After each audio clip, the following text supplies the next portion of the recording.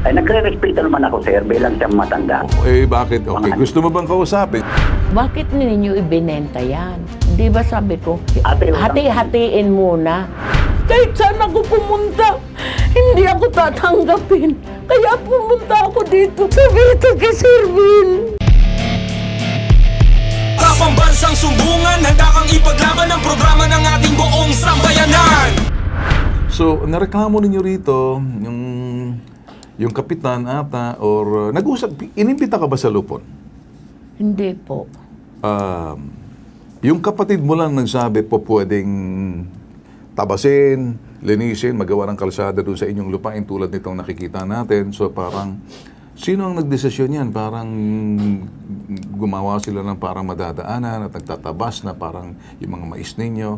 So, sino ang nagbigay daw ng pahintulot? Hindi ko nga po alam kung sino ang... Sino itong nakatayo dyan na nakikita nyo ngayon? Nakapula ang pantalon. Yung kapatid, ay yung anak ko. Anak mo yan. Opo. Okay. At saka ako. Okay. So itong kalsada ng dinaanan na to, napakahaba. Sinong nagpagawa nito? Sino nag-utos niya na linisin niya, na pananim niya, na tabi, pati mga saging? Sino Si Kapitan daw. Okay. So tatanong ko sa iyo, ito ba'y titulado? Awarded ba sa inyo? Awarded po yun ng presidente. So mga tanim mo ay saging, mais, monggo, Opo. mga ganyan. So nasira ba itong mga mani na pananim nyo? Na anong nangyari? Hindi naman ho ngayon mani ang nakatanim. Yung ibang mga anong nang nasira nung tinanim? Ayan po, ayan, mga saging yan. Pinagpuputol. Pinagpuputol. Humiga ng pahintulot, napuputulin nila ang saging mo? Wala po. Wala silang ano niyan. Alright, sige. Pero sumang-ayon daw yung kapatid mo mismo na, sige. Opo, yung dalawa po. Yung kapatid mo ba, humingi ng pahintulot sa iyo, permiso na, ate, ano to, hindi ka ba kinausap? Hindi po. Kasi nakita ko silang nananghali. So, hindi kinausap? Parang tinanong nangyari ko, anong nangyari dyan?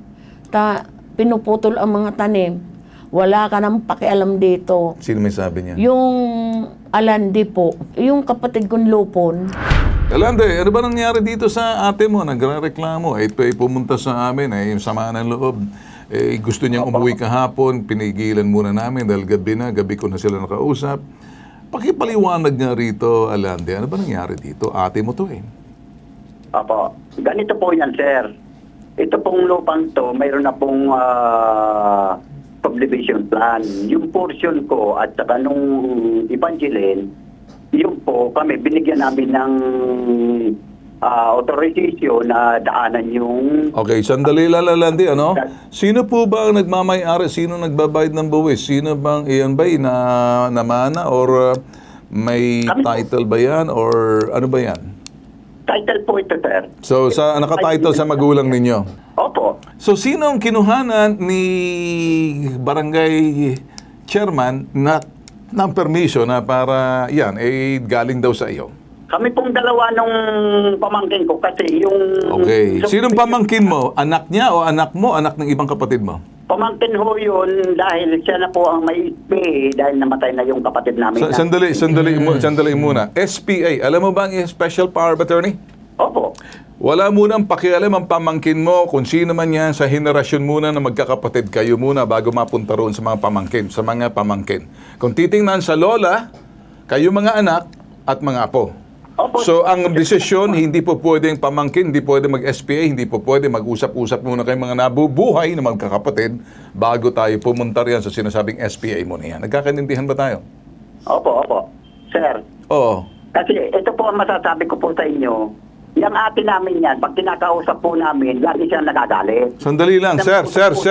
Wag natin pag-usapan yung pagkatao sa desisyon sa lupa. Ayokong mapunta sa away ninyo. Gusto ko yung patas at parehas. Kung wala kang respeto sa kanya, nakakalungkot pakinggan. Ayokong pumasok dyan. Ang karapatan ng ate mo bilang matandang kapatid at karapatan ni naman, magkaisa muna kayo para hindi ka nagkakagulo. Lupa yan Ay, nagre-respeto naman ako, sir, bilang siyang matanda. Oh, bakit? Okay, gusto mo bang kausapin? Sige, Leticia, kausapin mo siya ngayon. O bakit ninyo ibinenta yan? Di ba sabi ko, Ate, hati-hatiin muna. Tapos Wala- kumuha tayo ng engineer na i-relocate yan. Ako, ito ang sinabi ko sa inyo. Huwag naman ninyo akong sobrahan ng mura. Ako na ang bumili. Ako na nag-wish nung una niyan dahil hindi man mababayaran ng nanay natin yan. Walang saan kukuha ng pera, matanda na. Naamatay ang nanay natin. Ginastusan kong lahat. Ikaw ang dala mo kamay lang, Aling Cavite. Binigyan pa kitang pera. Kalahating ka ba na bigas? Mga pang ginanon mo ako. Sige, Leticia. Magbibinta pala kayo. Di man lang ninyo sinabi sa akin. Si Kapitan, malalapit ako sa may simbahan, parang lumalayo. Marinig ko pa. Kahit saan ako pumunta, hindi ako tatanggapin. Kaya pumunta ako dito kay Sir Vin. Dahil wala na sa akin, iniisip kong kakampi. Nangutang ako sa linding. Makarating lang ako dito kay Sir. Kung dapat ako ninyo naiintindihan, inahapura kitang magbayad ng lupa na yan, wala ka. Nangutang ako may bayad lang yan. Marasa pang ginawa ninyo yan. Kayong tatlong pinakita ko yung Kapitan. Ito po ang mga binayaran ko sa lupa na yan. Binasa pa ni Kapitan. Ano ang sagot doon sa bahay? Wala na kayo nito palang magagawa. Pag-usapan na lang. Sabi ko, pag iyan na-relocate, dapat sukatin na. Ibigyan na ng bawat isa ng kaparte. May isang dedehado rito kaya pumunta sa amin. Kapag ang isang may hinaing, nakikinig kami. Kung walang gustong makialam, walang gustong makinig, at dehado na siya dahil yun nga, hindi raw siya pinapansin. Totoo ba, Kap, na kayo raw ata at utusan doon sa mga tao rin at kung sino man dyan sa barangay dahil pumayag yung kapatid, siya naman ang panganay, hindi raw siya nabigyan ng abiso na kayo daw ang nagsabi, sige, daanan yan. Parang ano ba ito hinihingi nyo, right of way? Yung before na Hindi, yung dinaanan, pinagpuputol yung saging at saka nasiran pananim nila, ito po ba humihingi kayo ng right of way? Binili niyo ba to? actually, mayroon na po kaming date of donation ng firmado po sila. Sino pong pumirma, sir? Yung po si Alande at saka yung si... Well, sir, ilan po sila magkakapatid? 8 po sila. Sino po? Ilan pong pumirma? 2 po yung pumirma kasi... Oy, asan yung 6? Hindi, kulang yun. Hindi mo po pwedeng 2. Kailan ba naging minority, naging majority para sa iyo? Sige nga. Yung binasihan ko po, yung mayroon pong subdivision plan, yun ang po binasihan Well, ko eh. sino may subdivision plan? Hindi siya na-notify, hindi niya alam eh. Hindi mo ba alam na... Ay, hindi po, may pirma po yan si Leticia Bele, may pirma po siya. Pumirma ka ba? Wala po. Ang mayroon, pinirmahan ko tingnan po niya sa pang-relocate. tax- Ngayon, tax- yung engineer, tinatawagan ko kagabi kung bakit ang pangalan ng lahat ng magkakapatid doon sa relocation, nakadikit na. Anong say mo rito, Kap? Yung binasihan ko po, mayroon na pong deed of donation, tapos mayroon na pong... Sino po ang may deed of donation kayo? Wala po, kahit isa. Sandali, ano? Sir, pakitignan mo po niyan sa bitag. Alright, sige. Mahinahon muna tayo, walang sigawan, ano? Nasa ere tayo, Kap. Napapakinggan tayo kahit sa Malacanang. Napapakinggan Okay, tayo okay po, ni sir. Sige, Secretary Rimulya, okay? Napapakinggan tayo ng gobernador mo rin, Kap, at ng mayor mo, okay? Okay. Igalang po natin yung mga taong nanonood sa atin. Walang sigawan po rito, kapitan pa naman po kayo. Okay. Alright, Di ba po? pakinggan muna natin, Kap, kasi may isang abogado para magpaliwanag sa inyo kung anong dapat ng sitwasyon na to.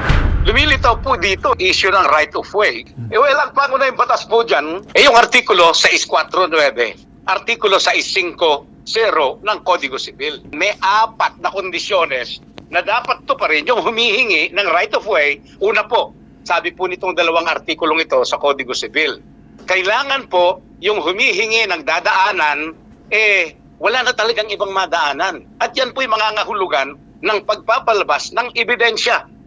Una, wala na nga ba talagang madadaanan? Pangalawa, ano nangyari at nakulong yung lupa niya o yung bahay niya at wala na siyang ibang madaanan? Yun po yung pangunahin. Pangalawa, ito pong kinukunan nila ng right of way o di kaya dadaanan patungo sa pinakamalapit na kalsada, kailangan pong bayaran nila. Kung hindi man, yung pong halaga ng lupa na magagamit sa right of way, yung pong upa sa buwanang paggamit ng lupa na gagamitin bilang daanan ng mga taong nakukulong ang kanilang bahay o ang kanilang lupa.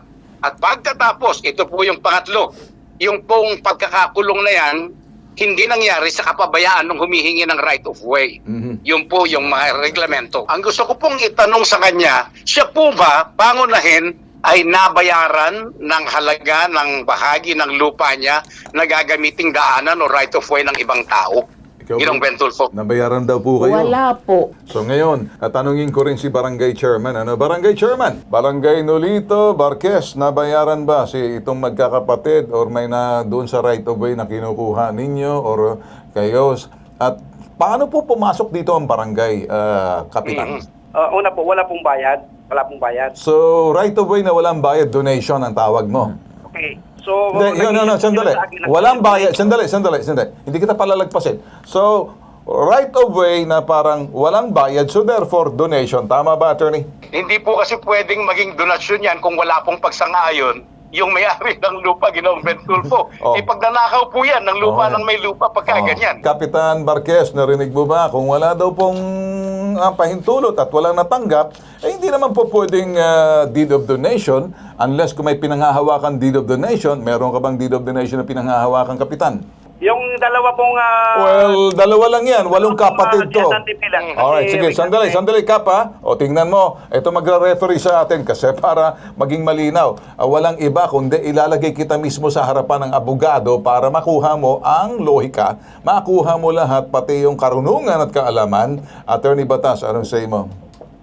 Aba, pagka ganyan po, Ginong Ben Tulfo, Kapitan Barquez, ang problema po ninyo, pagka po, 8 yung magkakapatid, 2 lang pinapirma nyo, bali wala po yan, wala pong halaga yan, hindi po magkakaroon ng bisa yung binabanggit yung deed of donation.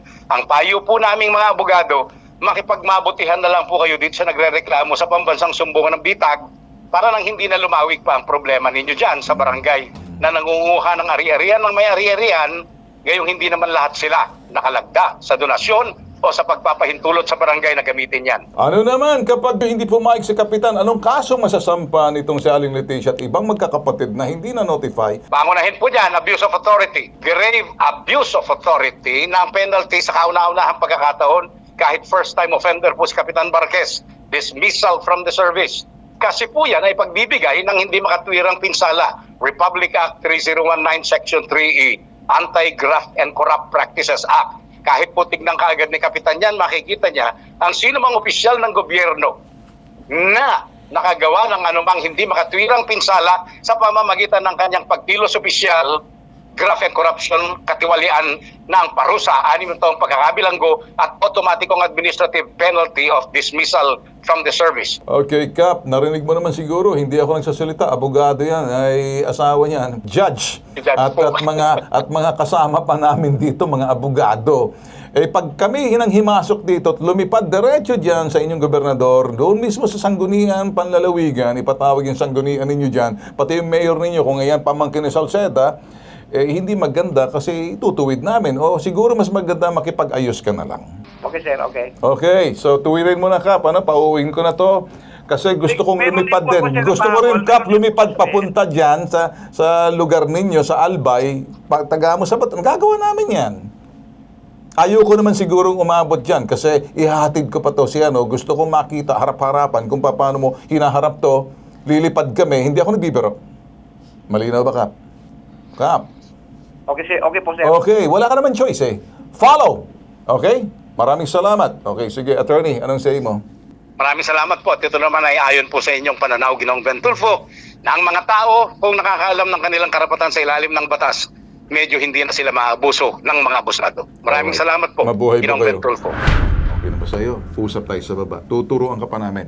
Itutuwid namin. Tatayo namin kayo sa'yo. Salamat Hindi po. ka namin papabayaan.